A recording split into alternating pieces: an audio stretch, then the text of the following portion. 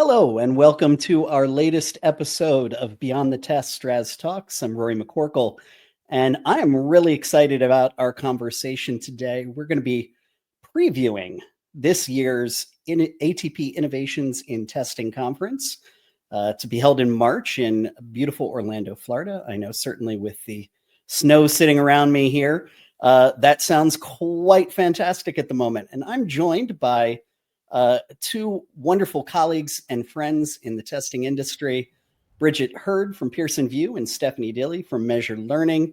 Bridget is this year's conference chair, and Stephanie is this year's conference program chair. And so welcome, Bridget and Stephanie. Thank you for joining me. Great to be here. Yeah, thank you for having us. So if you could just give a brief introduction of yourself, and to the extent that you can, I'd love to just hear a little bit about what was your journey into this, wild, woolly world of testing that we all work in, and what brought you here. So, Steph, you want to take that first? Sure. Well, I did not take a class in Testing 101 when I was in college, but I was a psychology major. And I got my first job in customer service at a company called Pearson Assessments. And I answered a 1-800 number, taking orders for psychological tests for the first probably 2 or 3 years of my career. That was followed by several roles in product and marketing management. And I ended up becoming part of Pearson VUE in its early stages and being there for about 16, 17 years as head of their marketing group. And then more recently came to Measure Learning to run marketing and product marketing at Measure. And I've been there now for almost 8 years. So not necessarily thinking I was going to stay in testing my whole career, but I have spent most of my career in the testing industry. And that's wild. It seems like just yesterday that you made the role shift. So I can't believe it's been 8 years, Steph. Yeah. That's awesome. And Bridget, how about you? Yes. So today I'm at Pearson VUE, where Stephanie was. So I clearly remember the day where Stephanie said goodbye for the moment. I'm going to be less forthcoming on my journey, and only because I'm actually using part of my journey as part of my keynote address at the conference. So not that that's a great teaser for someone to say, oh my gosh, now I'm going to register for the conference because I need to hear that. But mostly because I will probably bore people anyway at the conference with it. And so I'm not going to bore people twice. What I will tell you, though, is pure luck due to personal circumstances. There is nothing about my background. I was in the electrical engineering, worked for a utility company with electrical engineers. Like, how did I end up here? No idea. How did I end up there? Also no idea. But it was pure luck. I can tell you that. And Bridget, I don't think so. I don't think you should sell yourself short. I'm hearing the registrations come in right now already, just to hear about your journey. Come on now. Well, then I'm for sure not going to say anymore. Well, with that said, I'd like to come back to you, and I must say, of course, I was at the planning meeting when we came up with some of this, but at the same time, it's still stark seeing the and that is the theme is building on the Better Together theme that we've had for the last several years. But this year, you all, as a executive committee, made the decision to add, as part of that theme, testing the limits. And I'm curious, what does that mean, and why was it made a part of the theme? Well, I don't recall who came up with it. I think I know, but if I say the name and I'm wrong, then I'm going to not hear the end of that. Ironically, when whoever suggested it, I immediately thought of the Eagles song, Take It to the Limit. So I was like, oh my gosh, this is great. We've got theme music. I was quickly reminded those aren't the same thing. Now you're all going to think about the Eagles song, I'm certain. So you're welcome. But as we were thinking about it, the Better Together has been, I think, a great emerging direction for us post-COVID. But I think we all felt like the post-COVID era could be put to rest. And how do we look forward? How do we take that with the industry now and say, what does it feel like to us? So the testing the limits is really an individualized theme, in my opinion. So for Bridget Hurd, it might mean, wow, pushing the boundaries on AI, pushing technology to do this, or it's a learning exercise. I don't want to push myself differently.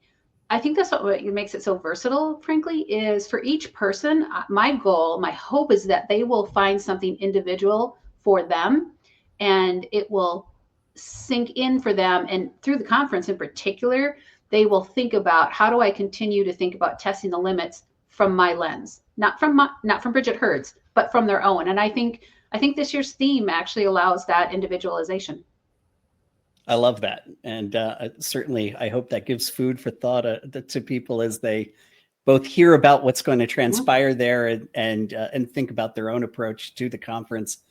I guess, Steph, I'm also curious to hear from you, since you had the role to assemble, along with a lot of help, of course, which we'll get into later, but assemble the program for this year, which I know far too well, is a gargantuan task.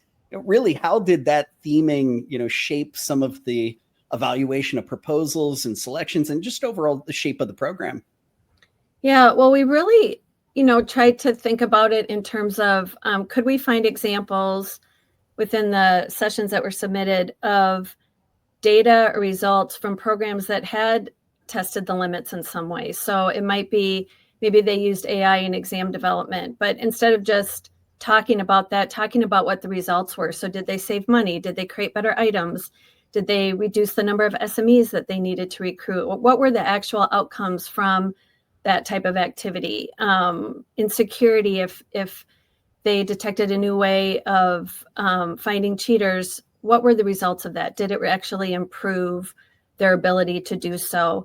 And then even in marketing, which is, more my world, how can AI be used to be more efficient with content development or to analyze data? And so throughout the sessions that as we were evaluating them, we were really looking for examples of people that had tested the limits and then also could show what the results were from that activity. And we found a lot of people really have progressed in their use of some of these technologies. And we did have a lot of sessions, or we do have a lot of sessions that have that kind of information. So it was fun. And Stephanie, I love to hear that, because I also know firsthand that really came about as a result from participant feedback and really trying to better hone the conference to what attendees are telling us. So hopefully that resonates with our audience here too, that we're, the conference and its leadership are serious about taking that feedback and implementing. So, in alignment with that, Bridget, I think it's also important to point out the committee took seriously, I think, their mandate this year of taking in feedback and iterating and that focus on improvement. We saw a number of changes to this year's conference, including session types, session areas, some of the way in which key aspects of the conference are run. So I'd love for you to share a little bit more about what those changes were and how you see them evolving and improving the conference. Sure. Well, and I hope they do improve the conference. A couple things. First of all, I would say that all the committee members came to the planning session with all the feedback already in their hands, already reviewed it, looking at it. I will also be crystal clear, because I manage clients. We can't make everybody happy. So there's also conflicting feedback you get. Oh, this session was fantastic. I love this, more of it. And somebody else say, never do that again. So as a committee, you are trying to balance and understand what to do. As a committee, we've had the mindset, though, not to assume that anything that was done in the past, that the rationale for how we did things holds. Question things, think about things differently, throw out suggestions that maybe you didn't think were that great, but maybe we could take that suggestion somewhere and make it apply in a way that none of us had ever thought about before. So that really is a mantra that we've been pushing on. And so you're right, we've made some very small tweaks, reducing some of the session types, so that it's really crystal clear to people. If I'm going to submit for this kind of session type, they know exactly what we're looking for. So that's minor, right? Hopefully it's not going to drive things really differently, but I think it'll make for a cleaner agenda on the program, so people know what they're going to get when they show up to XYZ kind of session. We also are introducing a brand new session, so fingers crossed on this one. It's called Snapshot, and it's 20 minutes. It's there for two reasons. Can we help folks who maybe haven't been presenters in the past dip their toe in? It's not so scary. It's 20 minutes. And also more content. How can we give people quick bites? We used to have workshops that were 2.5 hours long. Not necessarily, hard to find a topic that enough people want to attend. So we're trying different things that we hope will appeal to different audiences. So that's a big one. And then this was last year's, but we're bringing it back, and I want to message it because we didn't really celebrate it last year. We changed the newcomer reception, which is always on Sunday evenings, and has been, in my opinion, incredibly stale. And when colleagues would say, should I go? I'd be like, no. Because to be frank, when I would go, I felt like I was speed dating, and I'd randomly have to go say hello to somebody. And I'm an outgoing person. It's just super awkward. I did not like it. So what we've done is we've changed it up, and now we have, I'll call it content areas, subject areas. So we have a psychometrician table. We have a content table, program administration. We're trying to help people find their people. So if you're new to the conference and you don't know anyone, but you know what you do for work, you can go find that area at the newcomer reception. And we've also got a little bingo game. There will be a prize. And so it's a lot more fun. People loved it. And it's just a great way to start the the conference off in a way that I think really made a difference to the newcomers. It gave them a foundation that I don't think they had before. Well, first off, I hope you're not eligible for the bingo prize, because I know what a competitor you are. I'm not. So I'm not happy about that, but I'm not. All right. So now the level playing field, or the playing field is leveled here. And also, I just love the evolution that's come about there, because it is such an overwhelming experience for a newbie with over 1,000 people there, and such bustle and hustle there. So love the fact that we really are intentional about trying to create, help people identify their tribe. That's right. Similarly, on the program side, Stephanie, and ATP uses a bit of a different process from some other conferences. It's a very crowdsourced process in the evaluation and selection of the program that I think not everybody knows about. So I'd love for you to share a little bit more about that process and why you see it being so important to really making innovations in the program what it is. Yeah. So we start out with, this year we had 225 program submissions, and we're trying to get to a program of 120. So by default, there's a lot of really hard decisions to make. And thank God for the program committee. So the program committee is a group of volunteers. Anybody can volunteer to be on it. It's actually a really great way to volunteer if you want to get involved with ATP, but limit the number of hours that you're going to spend volunteering for the organization. It's happens once the programs are submitted, and it's a few hours of probably over 100 people looking at the sessions that are submitted. Each person is asked to rate 8 to 10 sessions, and they're given sessions that are in their areas of expertise. So they indicate the sessions that they'd be comfortable rating, and then they're given 8 to 10. They give ratings along with comments. As the program chair and vice chair, so Andy Farella is my vice chair for the program, thank God. And he's also a Excel whiz, which was very helpful. But we create this massive spreadsheet with the ratings that people have rated the sessions and their comments. And then it's our task to go through all of those, and from that 225 rated, kind of the highest rated to the lowest rated, to select the sessions that are appropriate for the program.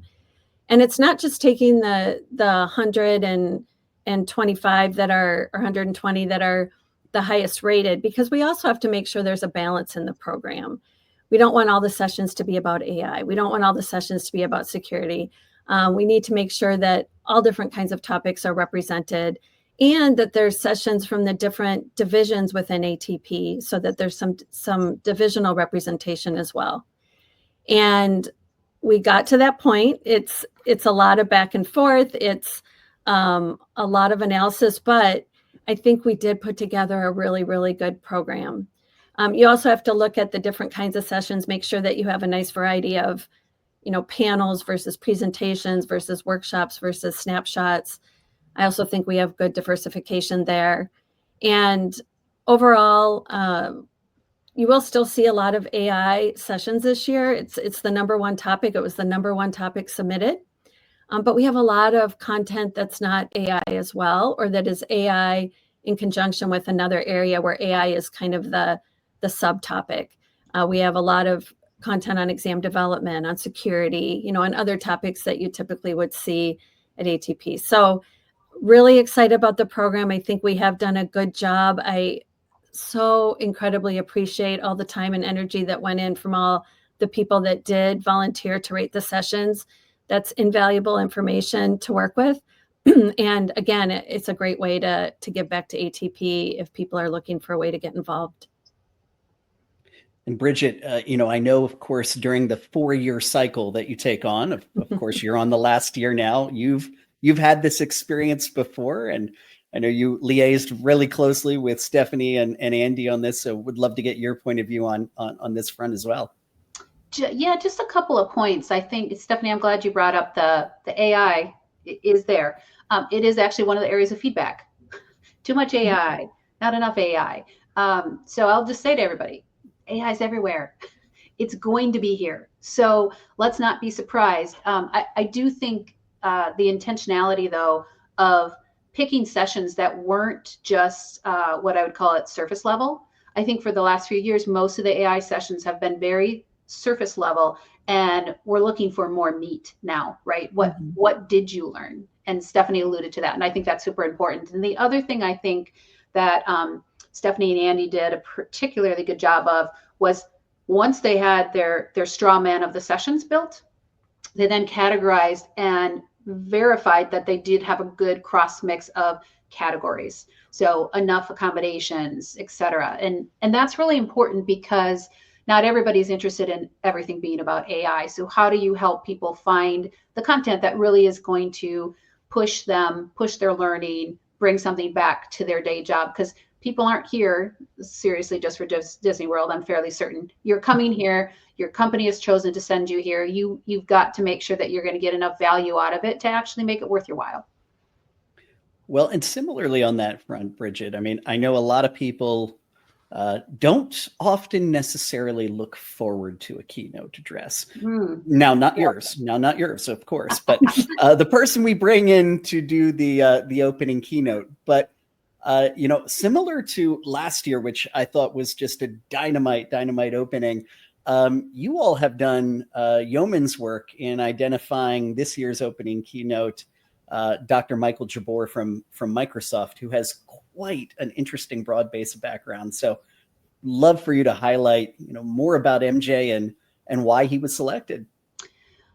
Right. So getting the keynote right is frankly probably one of the worst parts of the job, because it is, in my opinion, super hard to find somebody that you think is going to kill it for you, get your conference off to a great start, and that, you look across the broad spectrum of attendees and they're like, wow, great choice. So I'm not going to say I'm going to get 100%, but I am super excited about MJ. Here's his title. He's with the Microsoft AI Innovation Officer. Yeah, okay. I mean, that's a cool title already. When I got in, I found Michael by luck, frankly. And my initial conversation with him, I started chatting with him. Super personal guy, incredibly smart, but very versatile and easy to talk to. As I'm talking to him, I'm starting to check boxes. Okay, he's a doctor. He gets licensure. Okay, check. I say the word psychometric, and I start to say, you probably need me to explain. He's like, nope, I've done that before. I was like, what? Who are you? Then he says, yes, I also work for the New York City Department of Education. It's like, this guy can't be real. So then I'm thinking, well, he's probably not a good keynote. But he's fantastic. So we've had great conversations with him. His background, I think, is going to allow him to approach the keynote in a way that we don't always get with a keynote. I think he'll draw connections in from his experiences and what he knows about the industry already. And I think he brings a really interesting mix of experience, knowledge, and really this futuristic leadership. When you think about his role, AI innovation at Microsoft, like that's his job, the future, where we're going, what's real. And we did ask him, we don't want all this futuristic talk only. Help us make it real. Help us get from where we are now to where you see us going. Give us some tangible, where do we go? And our goal is that he sparks some thoughts for folks. And frankly, he gives people ideas about AI that might actually influence what sessions they thought they were going to go to, and now they're going to change their mind. And he's also going to be a judge for this year's Fast Pitch. And I think that'll be a great addition to the judges panel on that as well. Well, that sounds fantastic. And I'm certainly excited to hear what he has to say during that opening. Now, you mentioned that the opening keynote might be the hardest part of the job. I don't know. I might say the closing keynote is the hardest part of the job because, certainly, of course, we know some people have to exit for various personal reasons before the end of the conference. And so it's tough to find something that's, compelling there at the end. This year, we have a panel of industry leaders focusing on the future of testing. And Stephanie, I have to say, I think I've heard this before. So tell me, what's going to be different, and why do you think this year's panel is going to be, engaging, new, and interesting for the innovations audience? Yeah, I think we really tried to handpick a panel that they were experts in the different areas that relate to testing, but they're also practitioners. So every single day they're in the weeds with their program. They're solving problems, they're understanding challenges and opportunities, and trying new things to make their programs better. And so we thought that would be kind of the perfect person to come together, or set of people to come together at the end of the conference and talk about, what did you learn at the conference? What did you observe? What did you think about the sessions and the content? And to really bounce that off in a very live, real-time way amongst the panelists. And then we even have a secret panelist joining us that we haven't announced that will even add another element to that conversation. And I think that the attendees, will be more interactive. Attendees can ask questions. We have a way for them to do that in real time. And the idea is that we all get a chance to kind of debrief on what we've learned during the time that we've been together, on the highlights, on the challenges, on the opportunities for programs, and really what are the takeaways that we're going to take home with us. And then wrapping it up with, what does the future of our industry look like as we see the things happening in it, as we hear about what programs are doing, where do we think it's headed, and to have a conversation around that. So I'm really excited for the closing keynote, actually, and I always stay for it, but sometimes it's not as energizing as I think this one will be. I'm really excited. I love to hear that, and I love the theatrics. Keep us all in suspense here. Mm-hmm. They can register now, right, Rory? Register now. Absolutely. Now, more teasers. This is perfect. Well, yes, in fact, as we begin to close, I'd love for you to share, other than those who might want to be in sunny Orlando in the middle of or end of March, I should say, excuse me, for those who might not have registered already, love to get your perspective on why now is the time. Bridget, do you want to take that first? Sure. Well, and for those that don't know, Stephanie and I both live in Minneapolis, so Orlando's enough. We're there. No, you had us at Orlando, but for those that we didn't have at Orlando, I think for me, we already alluded to this a little bit on the AI stuff, but for me, it truly is learning that next level of findings that people are seeing. So what money did they save? What is their success rate on content? All of that, because again, the surface stuff is not super interesting. We've already done it. We're playing. Everybody's playing with ChatGPT, Copilot, you name it. For me, it's the now what. Like, I want actually facts. For those that maybe, I will say though, but if you aren't interested in that, one piece of advice I would give you is to go to the ATP website. And when you look up the program, the full program is what you want to click on. For every time slot, it gives you all of your options. And if you're trying to get a nice perspective and maybe some different ones. I'm the geek, but that's what I do actually before I go to the conference is I get a sense of what do I want to find time on. And just like the program, when Stephanie and Andy were coming up with the program, if I find myself too heavy in one area, then I go back and I switch out things because sometimes you end up a little bit heavier in an area and you didn't realize it. So from my perspective, planning that ahead of time is super important. How about you, Steph? Yeah, I mean, I agree with you, Bridget. That is really important. And you will have time slots where there's 3 sessions you want to go to. I think there's 9 or 10 sessions at each slot. So it's there's a lot of hard decisions to be made for sure. For me, I mean, kind of going away from the program a little bit, it's about the networking. I think it's the one, especially in this virtual world that we're in. I work virtually every day, and I crave that time with people, in actual face-to-face conversations, hearing about what they're struggling with or hearing about what they did that worked and is a new thing to consider. And just the networking, trying to bring different kinds of programs together in different ways, whether it's the networking events that we have at the conference or the breaks or the lunches or the events that happen, the dinners and events that happen in the evenings. That part is my favorite part. And I think it can't be, oversold. Like it's really important for our industry to have opportunities like this to come together and to really understand what's going on in the market and be able to kind of bounce ideas off of each other. So that's my favorite part, and something that I think is unique about ATP that we don't get a lot of chances to do this within a year. There's a few, but this is a really great group to do that with and to be face-to-face with.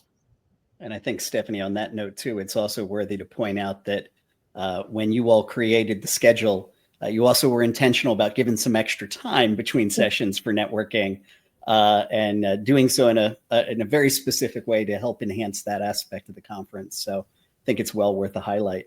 Yeah. Well, just to point out, for those who are interested in learning more about the conference, the website address is innovationsintesting.org. You can find out more information on that site about the program, venue, as well as just the schedule and some of the ins and outs in terms of general events. And I would be remiss if I didn't close by saying, having done this before as a role, I know the dozens and dozens of hours that it takes from all of the 4 heads of the conference, the conference chair, conference coach, vice chair, program chair, and program vice chair. And so, from that perspective, Bridget and Stephanie, thank you so much for all that you give back to the profession, both here and otherwise. Greatly appreciated. And I know the attendees at the Innovations Conference next month will certainly appreciate that as well. Absolutely. Thank you. Yeah. Thank you. Thank you. Well, for those who have listened thus far, thank you very much. We appreciate you taking the time. And I look forward to talking to you in about 2 weeks on our next episode. Once again, thanks to Bridget and Stephanie for joining, and I will see you soon. Take care.